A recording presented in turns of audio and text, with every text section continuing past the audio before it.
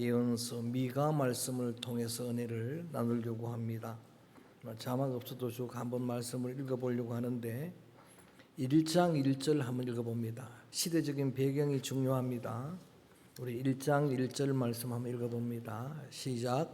유대의 왕들 요담과 아하스와 히스기야 시대에 모레셋 사람 미가에 임한 여호와의 말씀 곧 사마리아와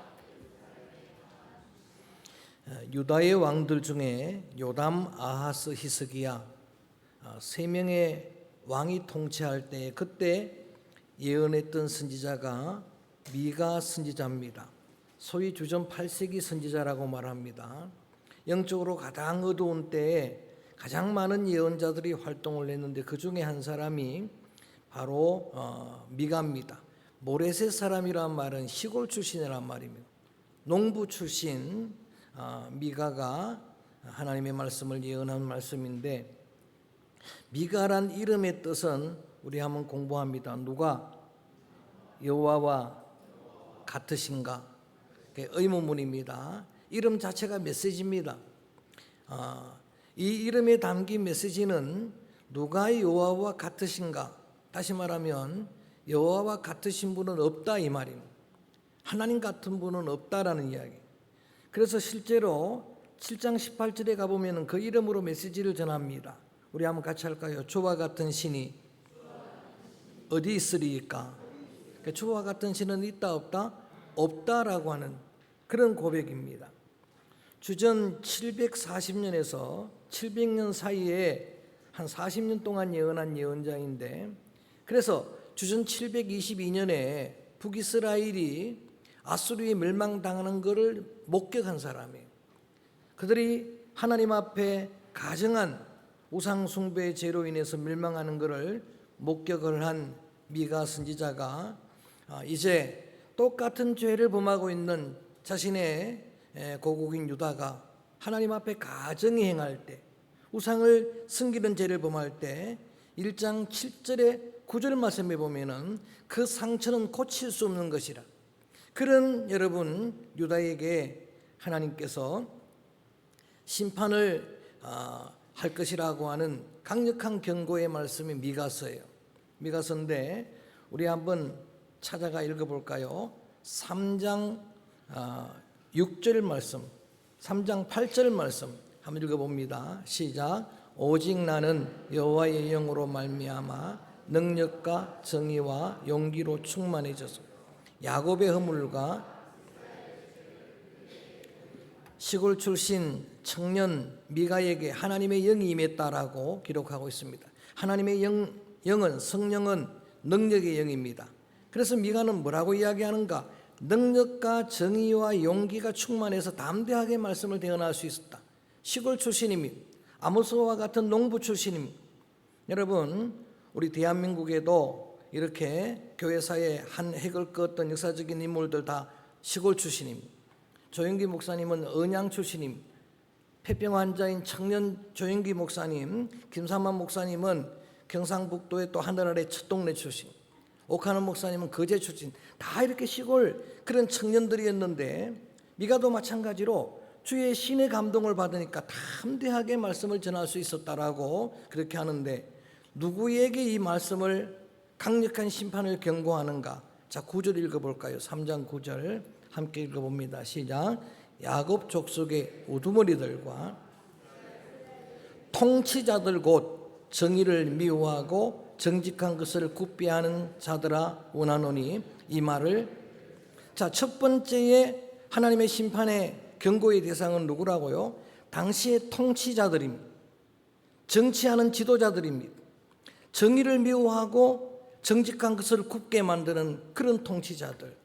여러분, 지금 이 지구촌에 정말 정의를 미워하고 정직한 것을 굽게 하는 악한 통치자들이 범람합니다. 성경은 말합니다. 하나님이 심판하실 거라고. 그 다음 대상이 누군가? 11절에 이렇게 나옵니다. 11절도 읽어봅니다. 여기에 예외가 없습니다. 시작. 그들이 우두머리들은 뇌물을 위하여 재판하며 그들의 제사장 삭슬 위하여 교훈하며 그들의 선지자는 돈을 위하여. 여기 뇌물을 받고 재판하는 사법부 아닙니까? 그리고 영적인 제사장들은 싹쓸 위에 교훈을 합니다. 돈 보고 하는 거예요. 그리고 선지자들은 돈을 위해 점을 칩니다. 그러면서 다 거짓말로, 하나님은 우리와 함께 계시기 때문에 절대 우리는 재앙을 당하지 않습니다라고 그렇게 하는 지도자들이 이러한 하나님의 심판을 벗어날 길이 없다. 이렇게 강력한 심판을 경고하는데도 여러분, 미가서에서는 하나님은 긍휼의 하나님, 할렐루야, 하나님은 자비의 하나님, 그런 심판 가운데서도 북이스라엘은 완전히 망했지만 남유다는 그루터기를 남겨놓는다는 이야기. 이게 희망이에요. 상수리 나무가 가지가 다 잘려도 그루터기가 남는다는 이야기를 하는 거예요. 자, 5장 7절로 넘어가 봅니다. 그렇게 남기는 자들이 귀합니다. 5장 7절 읽어볼까요? 시작. 야곱의 남은 자는 많은 백성 가운데 있으리니 그들은 여호와께로부터 내리는 이슬 같고 풀 위에 내리는 담비 같아서 사람을 기다리지 아니하며 인생을 기다리지. 거기에 비유하기를 이슬 같은 남은 자, 그루터기, 렘넌트, 이러한 여러분 희망의 그루터기를 남기는데, 풀 위에 내리는 담비 같은, 지난 주일의 말씀을 전한 걸로 비유하자면 추수날의 여름 냉수 같은, 이렇게 우리의 마음을 시원하게 하는 그런 자들을 남유다에는 남겨놓는 거예요. 북이스라엘은 다 멸망했습니다. 여러분, 이렇게 남기는 자들로 통해서 새로운 하나님의 나라가 펼쳐질 텐데, 심판 중에도 이런 비전을 심어주는데, 그래서 그 나라는, 하나님의 나라는 평화의 나라가 될 것이다. 할렐루야. 4장 우리 한번 3절 가서 돌아가서 오늘 조금 왔다 갔다 합니다. 읽어볼까요? 이렇게 비유하고 있는 겁니다. 시작. 그가 많은 민족들 사이에 이를 심판하심, 먼 곳 강한 이방 사람을 판결하시리니 무리가 그 칼을 쳐서 보습을 만들고 창을 쳐서 낫을 만들 것이며 이 나라와 저 나라가 다시는 칼을 들고 서로 치지 아니하며 다시는 전쟁을, 이게 주님이 이루는 평화의 나라예요. 여러분, 전쟁은 모두에게 다 해로운 거예요. 전쟁은 다 죽는 거예요. 그런데 하나님이 이루는 나라는 다시 전쟁이 없는 나라가 될 것이다. 칼이나 창은 다 전쟁의 무기인데 그걸 다 부숴버리고, 그렇게 여러분 이 보습으로 쟁기나 이런 괭이 같은 걸 말하는 것, 그리고 낫으로 만드는, 평화의 도구로 만드는 이사야 예언자의 예언처럼, 여러분 주님이 나라는 평화의 나라, 주님이 이루는 평화의 나라에는 사자들이 어린아이와 같이 뛰놀고, 사자들이 어린 양과 같이 뛰놀고, 독사골의 아이가 손을 도 물지 않는 그런 평화의 나라. 여러분, 이러한 평화의 나라를 미가 선지자는 장차 올 메시아를 통해 이루어질 것이다. 이 교회 시대를 예언한 거예요. 메시아를 통해 이루어지는데, 자 5장 2절 갑니다. 유일하게 메시아가 베들레헴에 나올 걸 유일하게 예언한 예언자예요. 5장 2절 읽어볼까요? 시작. 베들레헴 에브라다야, 너는 작을지라도 이스라엘을 다스릴 자가 내게로 나올 것이라. 그는 근본은 상고의 영혼에 있느니라. 아멘. 유일하게 베들레헴에서 나실 예수님, 메시아, 베들레헴이 떡집이라 그랬죠.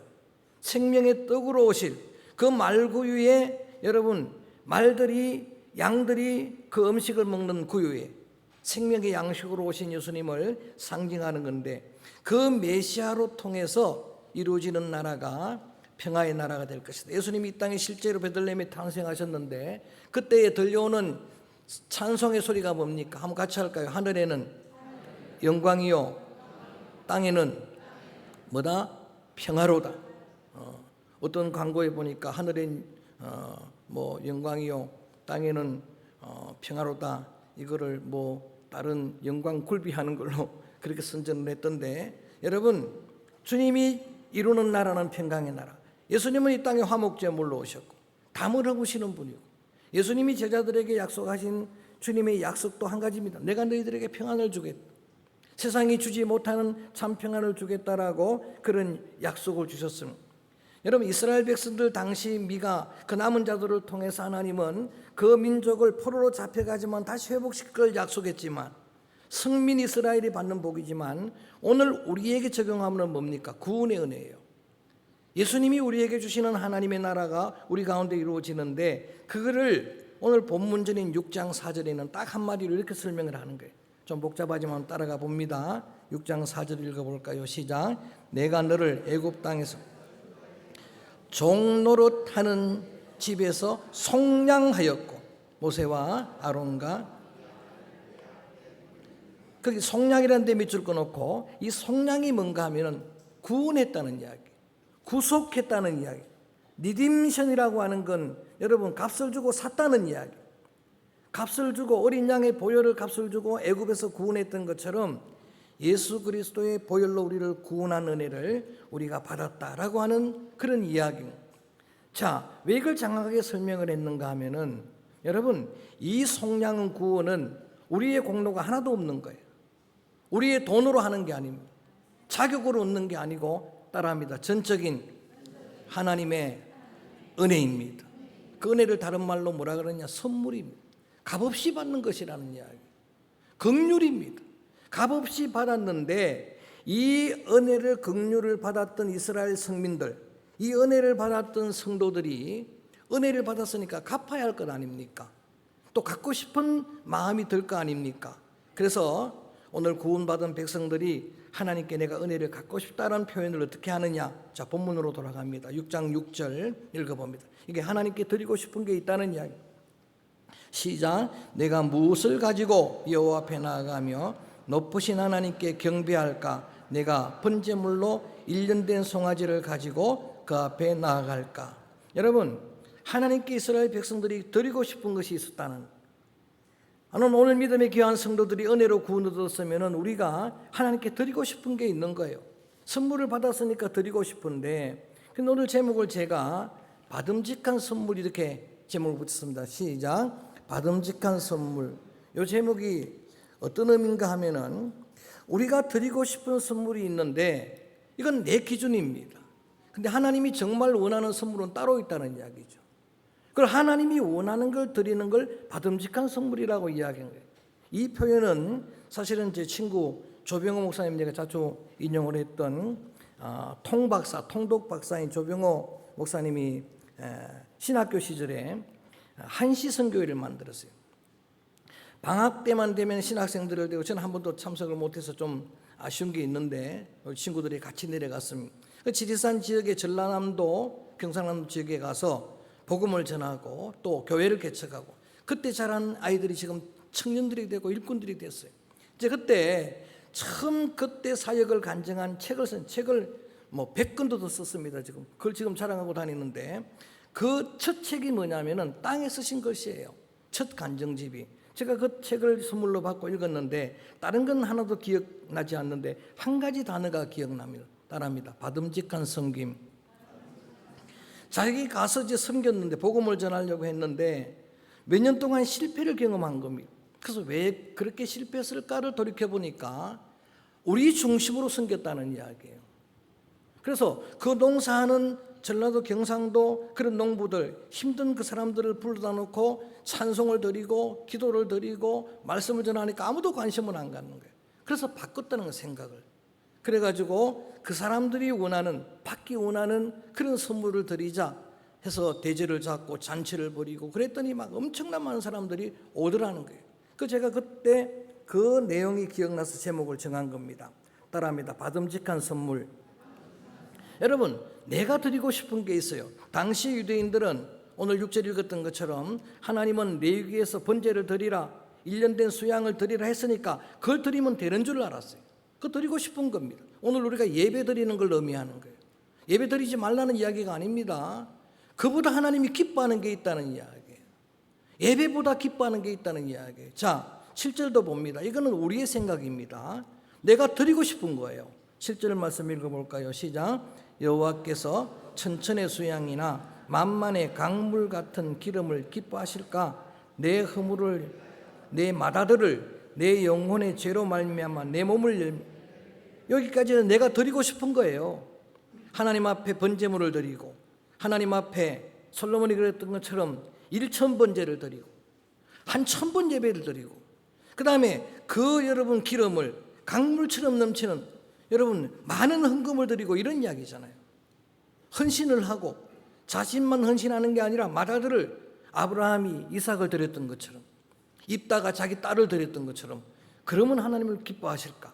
여러분, 고린도전서 13장 말씀처럼 내 몸을 불사르게 내어주고 순교를 하고 이러면 기뻐하실까? 이게 지금 내 기준에 하나님께 드리고 싶은 겁니다. 이러면 하나님이 기뻐하실 것이다 라고 생각을 하는데 아니다는 이야기예요. 그래서 6절은 미가서 전체의 요절이에요. 이건 다음송을 해야 돼요. 하나님이 정말 원하는 것이 무엇인가? 자, 그거를 한번 읽어봅니다. 8절 말씀을 읽어봅니다. 미가서 6장 8절 시작. 주께서 선한 것이 무엇임을 내게 보이셨나니 여호와께서 내게 구하시는 것은 오직 정의를 행하며 인자를 사랑하며 겸손하게 내 하나님과 함께 행하는 것이 아니냐. 요 세 가지가 주님이 원하는 것이라는 거예요. 주님이 받음직한, 주님이 받기 원하는 선물은 여러분 이런 것이라고 그렇게 말씀해 주시기 때문에 저는 요 세 대지로 나누어서 좀 결단하면서 우리가 하나님께 이런 걸 좀 드리고 싶다는 마음으로 첫 번째 따라합니다. 정의를 행하며. 첫 번째가 뭐라고요? 정의를 행하며. 첫 번째가 정의를 행하며예요. 그러니까 이걸 암송해 주셔야 돼요. 주님이 정말 받기 원하시는 선물이기 때문에 여러분 정의는 알고 말하는 게 아닙니다. 그것도 중요하지만은 행동하는 거예요. 여러분 정의를 행동하는 걸 하나님이 오늘 세 가지가 다 그래요. 다 행동하는 거예요. 행동하는 건데 그중에 정의는 행동해. 세상 사람들은 정의를 말하는 자를 정의롭다고 이야기해요. 이름을 그렇게 붙이고 정의당 만들고 여러분 근데 거기에 정의가 없잖아요. 그래서 진짜 정의가 무엇인가? 어느 분이 몇 달 전에 저한테 책을 하나 선물 보냈는데 정의란 무엇인가란 책이에요. 관심을 가지고 엄청나게 두꺼운 책을 읽었습니다. 읽었는데 다 읽고 나니까 도대체 뭐가 정의인지를 모르겠어요. 너무 어려워. 세상 기준의 정의라고 말하는데 마음에 와닿지도 않아요. 그래서 오늘 말씀을 저는 묵상을 하면서 주님의 기준의 정의가 무엇인가?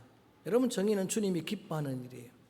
주님이 기뻐하시는 일을 행하는 게 정의인데 오늘 미가 선지자는 하나님이 기뻐하는 게 무엇인가를 알려주시려고 반대로 하나님이 기뻐하지 않는 게 무엇인가 네 가지를 이야기하는 거예요. 그 반대가 정의입니다. 자, 우리 한번 시간 가동하면 읽어야 됩니다. 우리 한번 10절 말씀부터 12절까지 쭉 읽으면서 네 가지를 한번 찾아보세요. 주님이 기뻐하는 정의는 이런 겁니다. 시작. 악인의 집에 아직도 불의한 재물이 있느냐? 축소시킨 내가 만일 부정한 저울을 썼거나 주머니 거짓 저울추를 두었으면 깨끗하겠느냐? 계속 그 부자들은 강포가 가득하였고 그 주민들은 거짓을 말하니 그 혀가 그 입에 거짓대도다. 자, 네 가지를 이야기를 합니다. 첫 번째는 가정한 에바. 에바가 뭐냐면은 여러분 장사하는 사람들이 물건 파고 살 때 쓰는 대말 같은 거예요. 상업도구죠. 그런데 이게 여러분 축소시켜 놔가지고 팔 때는 작은 걸 사용하고 살 때는 더 큰 걸 사용하고 이게 다 여러분 이 가정하고 부정한 거예요. 또 저울도 마찬가지예요. 저울추도 여러분 팔 때 저울추, 살 때 저울추가 다른 거예요. 예수를 믿는 사람들이 이렇게 한다는 이야기. 당시 이스라엘 백성들이 그랬다는 이야기. 하나님의 성민임에도 불구하고 그리고 그들은 강포를 행하고 그 다음에 모든 게 거짓이고 그렇다면 하나님이 원하는 정의란 무엇입니까?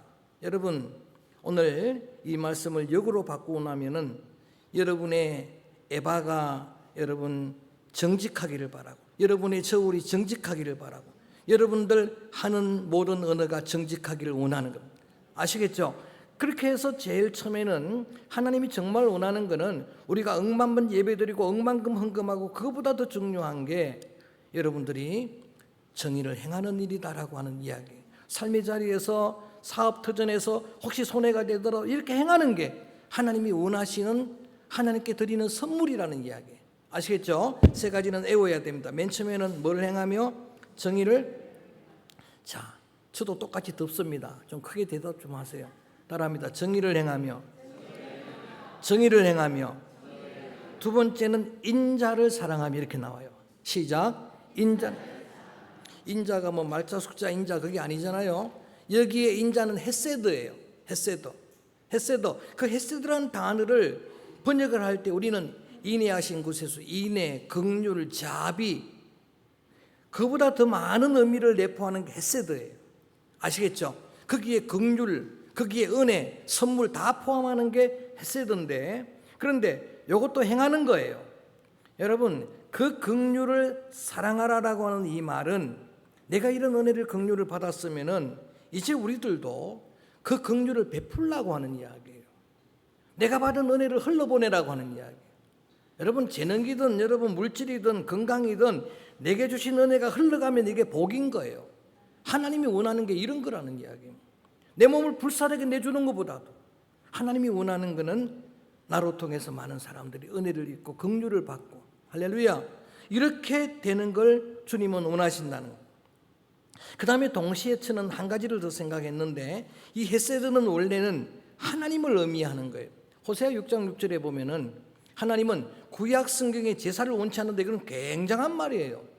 제사 중심인 시대에. 그런데 거기에도 분명하게 하나님은 번제를 기뻐하지 않는, 하나님은 인애를 아는 걸 기뻐한다. 하나님이 사랑이심을 아는 걸 기뻐한다. 왜냐하면 그분이 바로 긍휼이시다. 할렐루야. 그러므로 인자를 사랑하라는 의미는 여러분이 받은 긍휼을 흘러보내는 것도 의미가 있습니다만, 정말 진심으로 신앙의 본질로 돌아가서 하나님을 사랑해야 된다는 이야기예요. 중요한 겁니다. 시편 116편 기자는 이렇게 고백하는 겁니다. 따라합니다. 내가 하나님을 사랑합니다. 여러분, 하나님을 정말 사랑하십니까? 아멘 좀 하소. 하나님을 정말 사랑해요. 저는 하나님을 사랑합니다. 예수님을 사랑해요. 여러분, 하나님의 관심은 내가 번제물, 많은 수양의 제물 기름, 그거보다 더 원하는 게 뭐냐? 나를 사랑해라라고 하는. 여러분, 율법의 강령이 뭡니까? 마음을 다하고 목숨을 다하고 뜻을 다하여 주 너희 하나님 뭐하라? 사랑하라 라고 하는 겁니다. 그럼 예수님도 제자들에게 사실은 관심은 한 가지예요. 자신을 배반한 베드로를 찾아가죠. 여러분, 베드로를 찾아가서 그걸 회복시키시는데, 왜 나를 배반했느냐, 왜 나를 부인했느냐, 저주했느냐 한마디 묻지 않습니다. 예수님의 관심은 딱 한 가지. 요한이들 시몬아, 네가 나를 뭐하느냐? 사랑하느냐. 내가 주를 사랑하는 줄, 주님이 말씀하시는 그 아가페 정도는 아니어도 필로의 정도는 내가 주님을 사랑하는 걸 주님이 아십니다 하니까 그걸로 충분하다고 하는 이야기. 내 양을 먹이라. 여러분, 저는 오늘 여러분들이 정말 주님을 사랑하기를 주의 이름으로 축복합니다. 이걸 주님이 원하시는 거예요. 주님을 사랑하는 걸 주님은 원하신다는 거예요. 그래서 여러분의 긍휼이 흘러가는 인자를 사랑하고, 여러분이 전심으로 예수님을, 주님을 사랑하는 그러한 주님에게 드리는 최고의 선물을 드릴 수 있기를 원하고, 마지막으로 좀 길지만 겸손히 하나님과 함께 행하는 것. 시작. 겸손히 하나님과, 요거를 조금 짧게 줄여서 겸손히 하나님과 동행하는 것, 겸손한 동행, 이렇게 또 더 줄여보겠습니다. 세 가지입니다. 정의를 행하고, 인자를 뭐하고? 사랑하고, 겸손한 동행을 하나님은 원하신다는 것. 자, 구약 성경에도 그렇고 신약 성경에도 그렇고 가장 많은 하나님의 약속은 이 한 가지입니다. 따라합니다. 내가 너희와 함께하리라. 이게 임마누엘이죠. 계속해서 하나님은 아브라함아 내가 함께하겠다, 이삭아 야곱아 이스라엘아 내가 너와 함께하겠다. 예수님도 제자들에게 내가 세상 끝날까지 너와 함께하겠다. 그래서 저는 이거를 의심을 하지 않아요. 단 한 번도 주님은 나를 떠난 적이 없어요. 할렐루야. 주님은 늘 나와 함께 하셨어요. 문제는 내가 주님과 같이 걸어가냐 이 말이에요. 내가 주님과 동행하느냐, 이걸 주님은 원하시는 거예요. 주님이 원하는 건 주님과 동행하는 거예요.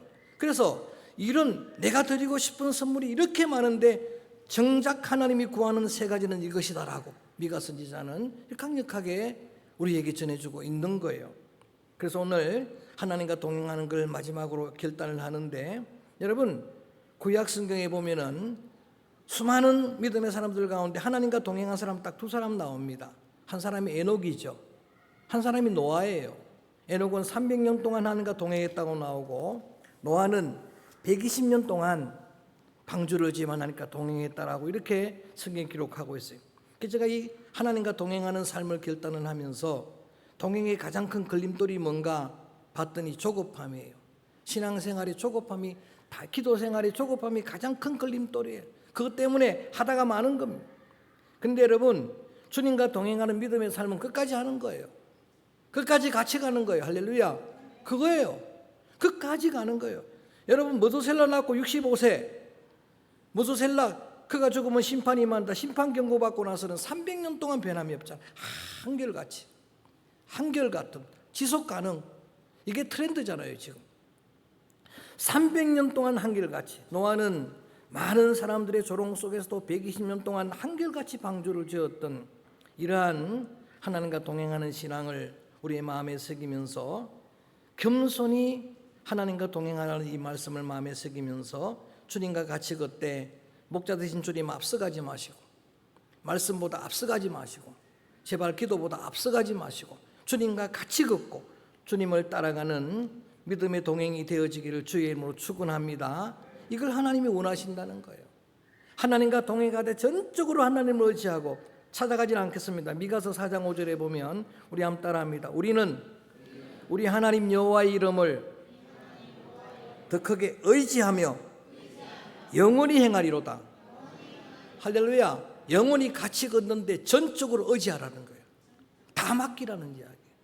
온전히 의탁하라는 이야기예요.